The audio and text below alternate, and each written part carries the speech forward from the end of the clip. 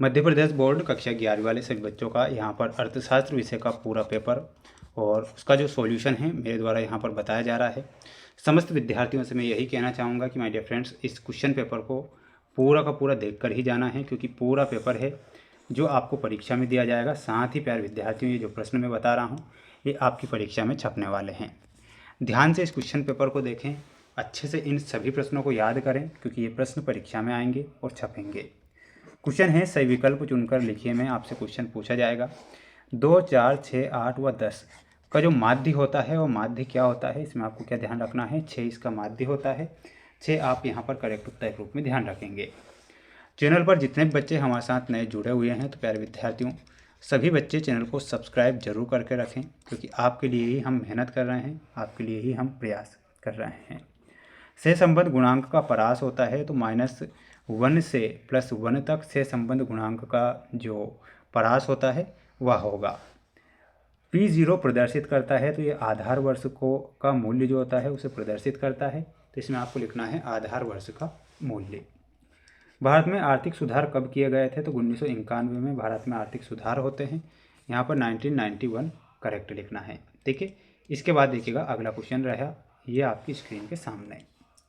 महात्मा गांधी राष्ट्रीय ग्रामीण रोजगार गारंटी अधिनियम पारित हुआ था, तो ये जो अधिनियम है सन 2005 में पारित हुआ। तनवा परियोजना संबंधित है तो ये कृषि से संबंधित है, तो यहाँ पर आपको क्या लिखना है, कृषि सही उत्तर के रूप में लिखना है। माय डियर फ्रेंड्स, जितने भी भैया बहन हमारे साथ जुड़े हैं, प्यारे विद्यार्थियों, हमारी मेहनत अगर आपको अच्छी लगती है तो आज सभी मेरे प्यारे सभी बच्चे चैनल को जरूर सब्सक्राइब करें। आपके लिए प्रयास हम दिल से करेंगे और आप देखेंगे कि बिल्कुल लगातार हम आपके लिए लगे रहेंगे। तो आप सभी बच्चों की रिस्पॉन्सिबिलिटी है। प्राथमिक आंकड़े होते हैं, तो प्राथमिक जो आंकड़े होते हैं वो कैसे होते हैं, मौलिक होते हैं। ठीक है, तो यहाँ पर आप क्या लिखेंगे, प्राथमिक आंकड़े जो होते हैं मौलिक होते हैं।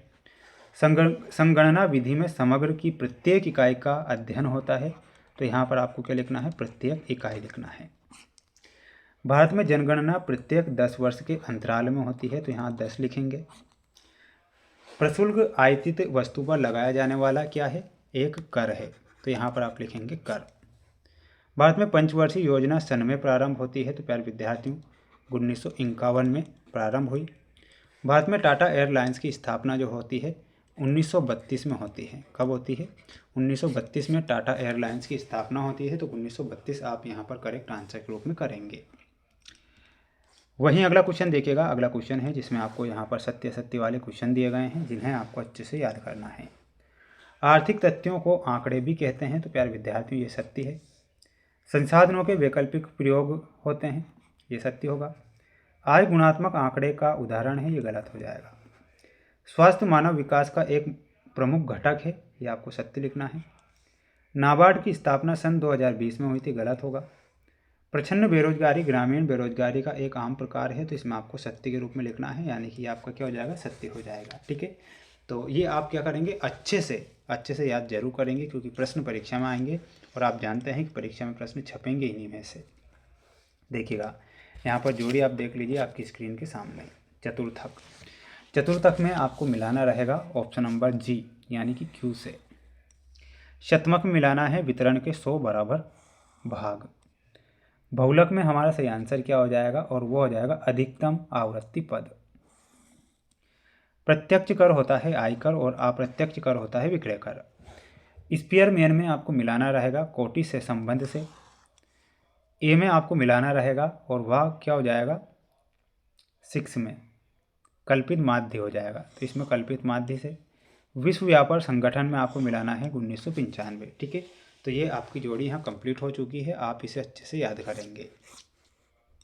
इसके बाद देखिएगा ये है आपका अगला क्वेश्चन, जिसमें दिया गया है आर्थिक क्रिया किसे कहते हैं। तो प्यारे विद्यार्थियों, वह क्रिया जिसका संबंध दुर्लभ संसाधनों के प्रयोग से होता है, जिसे हम आर्थिक क्रिया कहते हैं। क्या कहते हैं कि वह क्रिया जिसका संबंध दुर्लभ संसाधनों के प्रयोग से होता है, जिन्हें आर्थिक क्रिया कहते हैं।